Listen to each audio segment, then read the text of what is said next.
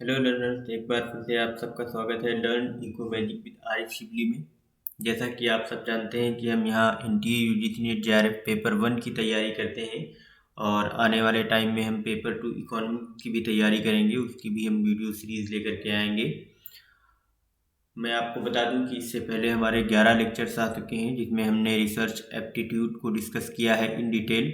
आज का जो हमारा लेक्चर है रिसर्च एप्टीट्यूड का, इसमें हम स्टाइल ऑफ रेफरेंसिंग को डिस्कस करेंगे। एपीए वर्सेस एमएलए क्या होता है, आईबीआईडी क्या है, एटाल क्या है, ऑफसाइट क्या है, लॉपसाइट क्या है और शोधगंगा क्या चीज़ है। तो इन डिटेल हम इन चीज़ों को डिस्कस करेंगे और अपनी समझ अच्छी बनाएंगे। लेकिन उससे पहले अगर मैं आपको बता दूं, अगर आप हमारे चैनल पर नए नए हैं तो हमारा जो टेलीग्राम का चैनल है लर्न इको मैजिक के नाम से, वहाँ पर हमने इकोनॉमिक्स की स्टैंडर्ड बुक्स अपलोड कर दी हैं। अगर आप उनको पढ़ना चाहते हैं, रीड करना चाहते हैं या उनकी हेल्प से आप यूजीसी नेट जेआरएफ या अदर एग्ज़ाम्स की तैयारी करना चाहते हैं तो आप उनका सहारा ले सकते हैं। हमारे टेलीग्राम चैनल पर ये सब अपलोड है पहले से।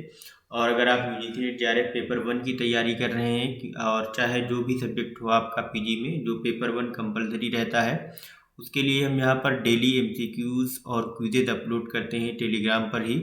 आप उसका भी फ़ायदा उठाकर अच्छी प्रैक्टिस कर सकते हैं।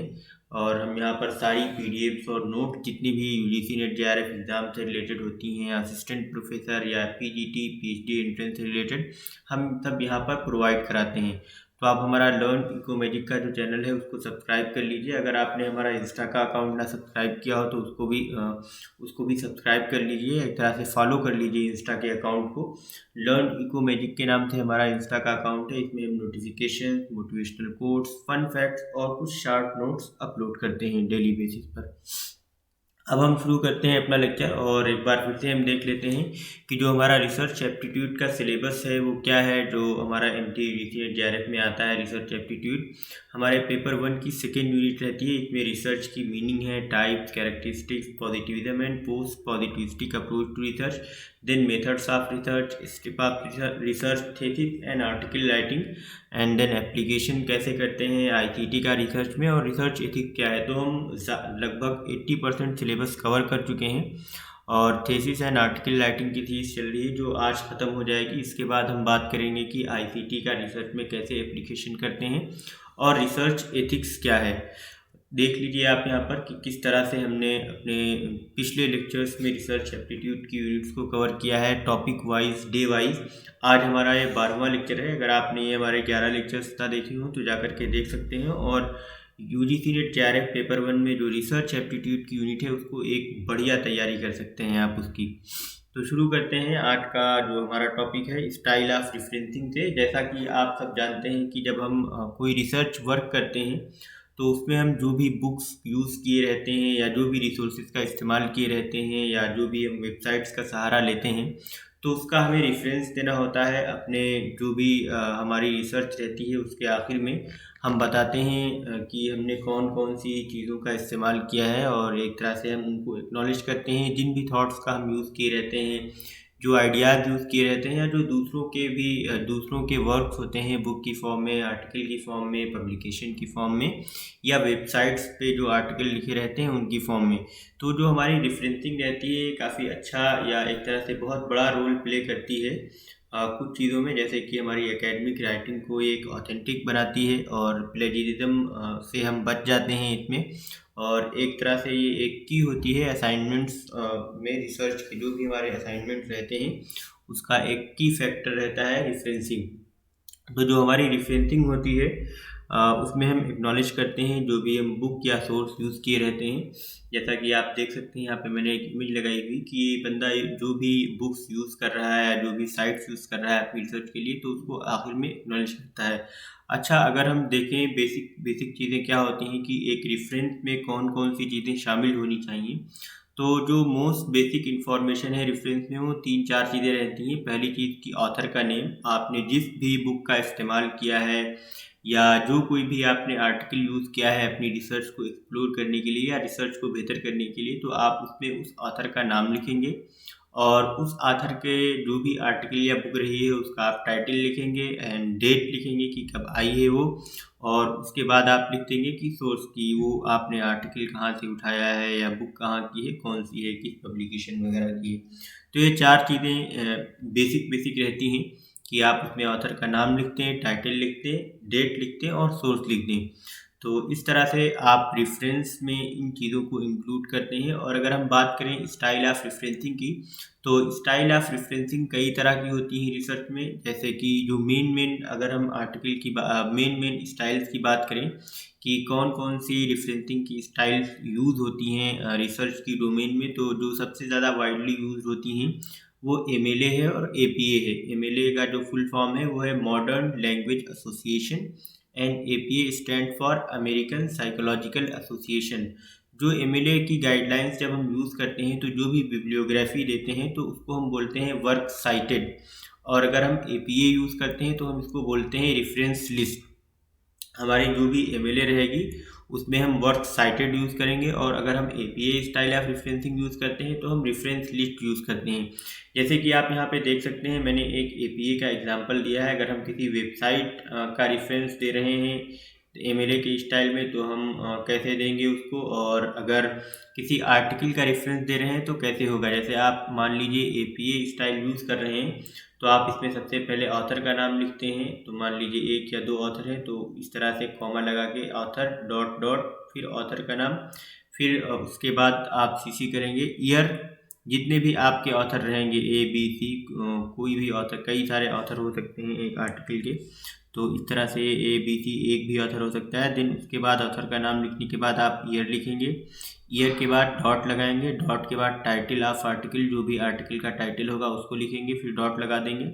फिर जो आपका टाइटल ऑफ पीरियोडिकल होगा और वॉल्यूम नंबर होगा उसको आप इटैलिक में लिख देंगे, एंड उसको लिखने के बाद आप इशू नंबर ब्रैकेट में लिख देंगे, कॉमा लगाकर पेजेस लिख देंगे, और पेजेस लिखने के बाद डेट ऑफ इशू लिख देंगे। तो ये आपकी एक एपीए स्टाइल हो गई है। आप इसको आप याद कर लीजिएगा प्रैक्टिस करके कि एपीए स्टाइल किस तरह की होती है, कैसे होती है। तो सबसे पहले आप ऑथर का नाम लिखेंगे, और ऑथर के नाम के बाद आप ईयर लिखेंगे, ईयर के बाद टाइटल ऑफ आर्टिकल लिखेंगे, फिर टाइटल ऑफ पीरियोडिकल, फिर volume number, issue number, pages. अगर आप एपीए वेबसाइट का एग्जांपल दे रहे हैं या रेफरेंस दे रहे हैं तो आप सबसे पहले उसमें ऑथर लिखेंगे, और फिर ऑथर के बाद आप डेट ऑफ पब्लिकेशन लिखेंगे, डेट ऑफ पब्लिकेशन के बाद आप टाइटल ऑफ डॉक्यूमेंट लिखेंगे। इसमें जो आप यूज़ करते हैं वेबसाइट में आप इटैलिक में नहीं लिखते हैं, एपीए जब वेबसाइट होती है। फिर आप रिट्रीव डेट लिखेंगे, और फ्रॉम नेम ऑफ वेबसाइट, जो भी आपकी वेबसाइट होगी वो वेबसाइट का नाम लिख देंगे, और वेब एड्रेस लिख देंगे, जो भी आपका वेब एड्रेस रहेगा। तो एक तरह से ये एपीए स्टाइल हो गई। अगर हम बात करें एमएलए स्टाइल की कि एमएलए स्टाइल क्या होती है, आप थोड़ा सा कंफ्यूज हो सकते हैं एमएलए और एपीए में। हम आगे इन दोनों के बीच के डिफरेंसेस को देख लेंगे तो आपको क्लियर हो जाएगा कि एपीए और एमएलए में क्या डिफरेंस है।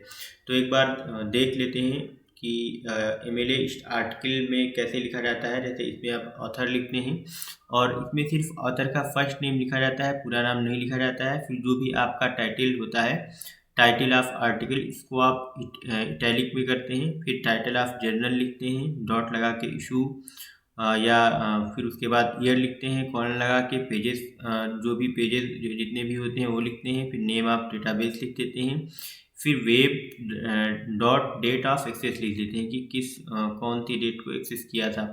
तो ये आपका एमएलए आर्टिकल डेटाबेस हो गया। अगर आप एमएलए वेबसाइट की बात करें तो एमएलए वेबसाइट पे सबसे पहले आप एडिटर लिखेंगे, फिर ऑथर या जो भी कंपाइलर नेम होगा उसको लिख देंगे, फिर नेम ऑफ साइट लिखेंगे, वर्जन नंबर लिखेंगे, ये फिर उसके बाद इंस्टीट्यूशन या जो भी ऑर्गेनाइजेशन एफिलिएटेड है विद द साइट वो लिख देंगे, और फिर उसके बाद डेट ऑफ रिसोर्स क्रिएशन लिख देंगे, फिर वेब डॉट और फिर डेट ऑफ एक्सेस लिख देंगे। तो ये एमएलए और एपीए स्टाइल हो गई। अब अगर हम बात करें कि एमएलए और एपीए स्टाइल में क्या डिफरेंस है या कौन कौन से डिफरेंस है, तो हम नेक्स्ट स्लाइड में देख लेते हैं कि जो एमएलए स्टाइल है और जो एपीए स्टाइल है उसमें क्या डिफरेंस है। अगर हम बात करें दोनों में डिफरेंस की, तो जो हमारी एपीए स्टाइल होती है वो ज़्यादातर सोशल साइंसेज में यूज़ की जाती है। एपीए स्टाइल का हम यूज़ ज़्यादातर सोशल साइंसेज में करते हैं, और जो हमारी एमएलए स्टाइल होती है उसको हम यूज़ करते हैं ह्यूमैनिटीज़ में। आप MLA और APA का फुल फॉर्म भी याद रखिएगा, भूलिएगा नहीं कभी। MLA है modern language association and APA है अमेरिकन साइकोलॉजिकल एसोसिएशन। तो जो आपकी APA स्टाइल होती है आप उसको सोशल साइंस में यूज़ करते हैं और MLA स्टाइल को आप ह्यूमैनिटीज़ में यूज़ करते हैं। जबकि जो APA स्टाइल में जो टाइटल रहता है वो इटैलिक्स में रहता है, और जब इसमें जो MLA स्टाइल में जो होता है वो अंडरलाइन रहता है, और जितने भी सारे मेजर वर्ड्स होते हैं वो कैपिटलाइज कर दिए जाते हैं। अब अगर आप APA स्टाइल में बात करें तो जो सोर्स पेज होता है वो इस टाइटल्ड एज रेफरेंसेस या रेफरेंस लिंक, जैसे मैंने शुरू में ही बताया था कि APA स्टाइल को हम रेफरेंसेस कहते हैं या रेफरेंस लिंक कहते हैं। जबकि जो सोर्स ऑफ पेज होता है जिसको हम टाइटल करते हैं, इसमें हम वर्क साइटेड लिख देते हैं। अगर हम MLA स्टाइल यूज़ कर रहे हैं तो हम इसमें लिखेंगे वर्क साइटेड, और अगर APA स्टाइल यूज़ करते हैं तो हम इसमें लिखते हैं रेफरेंसेस या रेफरेंस लिंक्स। अच्छा, जो हमारा APA स्टाइल होता है इसमें लास्ट नेम यूज़ करते हैं ऑथर का, और MLA स्टाइल में हम फुल नेम यूज़ करते हैं ऑथर का। तो जो हमारी APA स्टाइल होती है हम इसमें ऑथर का लास्ट नेम यूज़ करते हैं, और MLA स्टाइल में हम ऑथर का फुल नेम यूज़ करते हैं। अगर हम APA की अगेन बात करें तो जो ऑथर का नेम और ईयर होता है और publication is use for in text citations में, और जो इसमें ऑथर का नेम और पेज होता है वो नंबर्स में लिखते हैं। Here it is author's name and page numbers. अगर हम बात करें कि APA स्टाइल की कि commas are use for in text citation and no use of commas, commas का कोई यूज़ नहीं होता है MLA स्टाइल में। कई बार पूछ लेता है एग्जाम्पल देकर कि इसमें से MLA साइटेशंस के कई सारे एग्जाम्पल्स दे देता है, और उसमें पूछता है कि इसमें से कौन सी MLA स्टाइल नहीं है रेफरेंसिंग की, और उसमें किसी एक ऑप्शन में कॉमा का यूज़ कर लेते हैं। तो आपको वो पहचानना रहता है कि किसमें कॉमा का यूज़ किया गया है, तो आप उससे बता सकते हैं कि MLA स्टाइल नहीं है। आने वाले लेक्चर्स में जब हम इसके MCQs करेंगे APA और MLA स्टाइल के, तो इसको हम और डिटेल में देखेंगे, तब हमें थोड़ा सा और क्लियर हो जाएगा जब हम MCQs के माध्यम से इसकी प्रैक्टिस करेंगे। तो आप बेसिकली बस इतना समझ लीजिए कि जो APA स्टाइल होती है इसका हम यूज़ सोशल साइंसेज में करते हैं, और MLA स्टाइल का यूज़ हम ह्यूमैनिटीज़ में करते हैं, और जो बाकी डिफरेंसेस हैं आप उसको देख लीजिएगा। अब अगर हम बात करें कि और कौन कौन सी रेफरेंसिंग की स्टाइल्स होती हैं, तो बहुत सारी होती हैं APA और MLA के अलावा।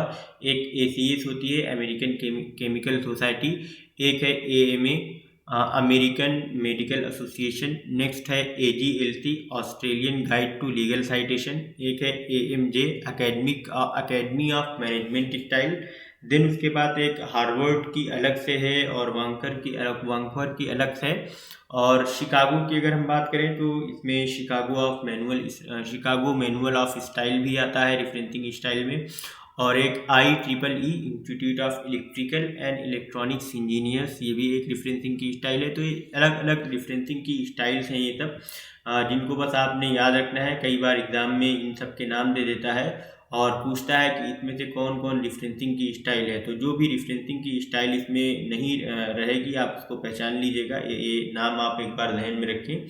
ACS American Chemical Society, AMA American Medical Association, Harvard Vancouver and AMJ academy of management style, AGLC Australian guide to legal citations, and Chicago manual of style. अच्छा, एक इंडियन स्टाइल भी है referencing की, जिसको हम कहते हैं Indian national bibliography and central reference library. जो है ये आती है सुपरविजन में आती है ministry of culture and government of India के अंडर में आती है ये।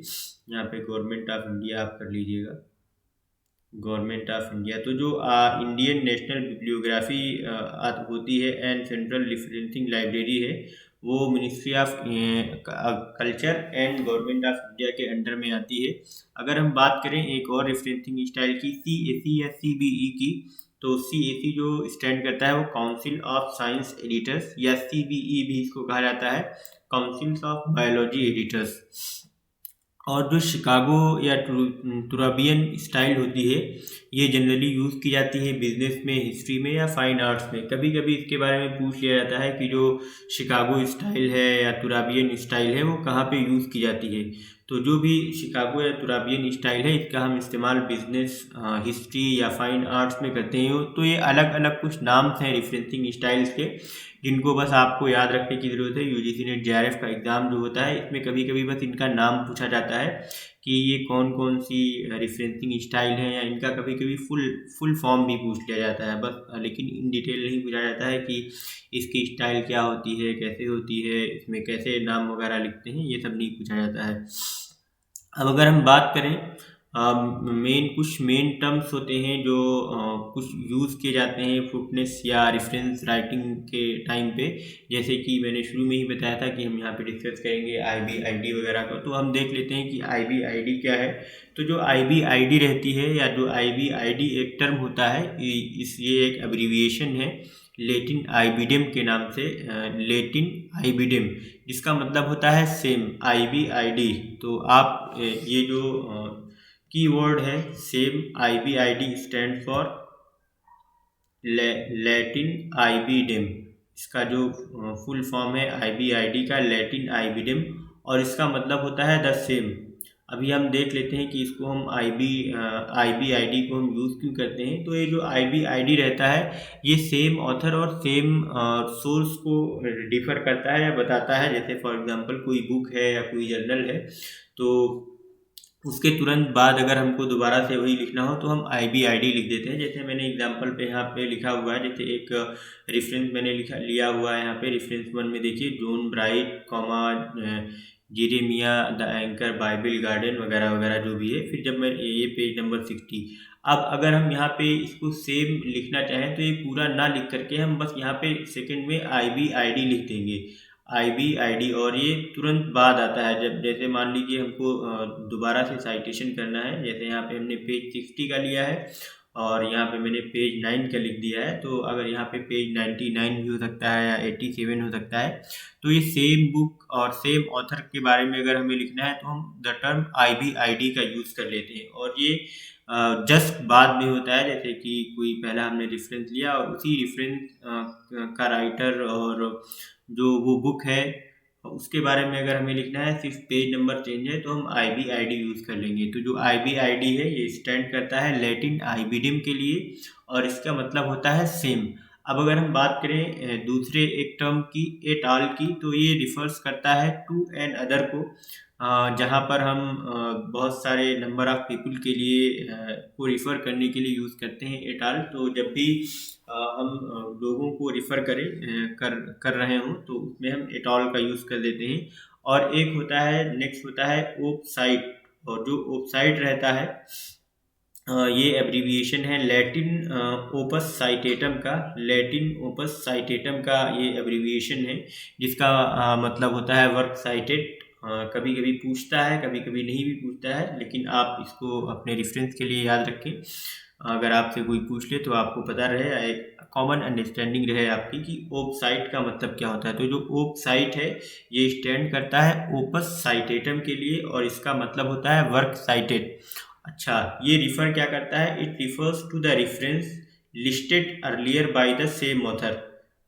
तो अब जो जैसे कि जो आईबिड रहता है, तो आईबिड में कोई सेम ऑथर या कोई सेम बुक के लिए हम उसके जस्ट नीचे अगर उसका रेफरेंस देना चाहें तो उसके जस्ट नीचे रेफरेंस दे सकते हैं। लेकिन जो हमारा ओप साइट रहता है, ओप साइट में मान लीजिए कि हमने एक पहला, जैसे यहाँ पे एक पहला हमने रेफरेंस लिख दिया और इसके नीचे 4-5 रेफरेंस और लिख दिए। अब हमें इसी रेफरेंस यानी कि इसी बुक की का रेफरेंस हमें फिर देना है और बस पेज नंबर चेंज है। तो हम क्या करेंगे, जैसे यहाँ पे एक मैंने यहाँ पे सेम एग्जांपल यहाँ पे भी लिखा हुआ है, जॉन ब्राइट का हमने एग्जांपल लिया 60 और जगह कम थी तो इस वजह से मैंने अदर एग्जांपल्स नहीं पुट किए नीचे बीच में। तो मान लीजिए इस पहले एग्जांपल के बीच में 4-5 राइटर्स का और हमने रेफरेंस दे दिया, और उसके बाद हमें इसी जो पहला वाला रेफरेंस है इसी का रेफरेंस देने की फिर से ज़रूरत पड़ी। बस यहाँ पे हमने पेज नंबर 60 का रेफरेंस दिया था, और जो हमें ज़रूरत पड़ी है वो मान लीजिए 75 पेज नंबर है, उसका रेफरेंस देने की ज़रूरत पड़ी है। तो हम सिर्फ जॉन ब्राइट का नाम लिखेंगे और जॉन ब्राइट के बाद हम वेबसाइट लिख देंगे, और जिस भी पेज नंबर का रेफरेंस हम देना चाहते हैं वो पेज नंबर लिख देंगे। जैसे यहाँ पे मैंने 60 का मान लीजिए दिया था, अब हमें 87 का देना है। तो 87 का देने के लिए हम वेबसाइट यूज़ कर लेंगे। तो वेबसाइट का मतलब यही होता है कि जो हमने पहले एक किसी ऑथर या किसी बुक का जो रेफरेंस दिया था, अब उसी सेम ऑथर या सेम बुक का हम रेफरेंस फिर से दे रहे हैं। बस ये बेसिक डिफरेंस जो होता है IBID और वेबसाइट में, कि IBID में हम रेफरेंस के तुरंत बाद दे देते हैं, जबकि ओप साइट में यानी कि ओपस साइटेटम में हम मान लीजिए 8-10 रेफरेंस दे चुके हैं, उसके बाद हमें फिर से सेम बुक का रेफरेंस देना है, तब हम ओपस साइटेटम का यूज़ करते हैं, जिसका मतलब होता है वर्क साइटेड, और जो अर्लियर राइटर या बुक के लिए या ऑथर के लिए यूज़ किया जाता है। तो आई होप आप IBID और ओप साइट यानी कि ओपस साइटेटम में डिफरेंस समझ गए होंगे। अब जो हमारा लास्ट टर्म है एक लॉग साइट, लॉग साइट ये भी एक लैटिन ओरिजिन का है, और इसका जो एब्रीविएशन है लोको साइटेटो के नाम से जाना जाता है। लोको साइटेटो, लॉग साइट जो होता है इसका फुल फॉर्म है लोको साइटेटो, और इसका मतलब होता है प्लेस साइटेड। तो जो लोको साइट है इसका मतलब है place cited. It is a foot note और and note term use to repeat the title and page number for a given work. तो ये भी सेम उसके लिए इस्तेमाल किया जाता है कि ये जो रिपीट करता है the title and page number for a given work. तो अगर हमें कि कोई टाइटल या पेज नंबर का अगर हमें रेफरेंस देना हो फिर से, तो हम लॉग साइट का एग्जांपल दे सकते हैं या लॉग साइट लिख देते हैं, और पूरा पूरा रेफरेंस बार बार लिखने की ज़रूरत नहीं होती है।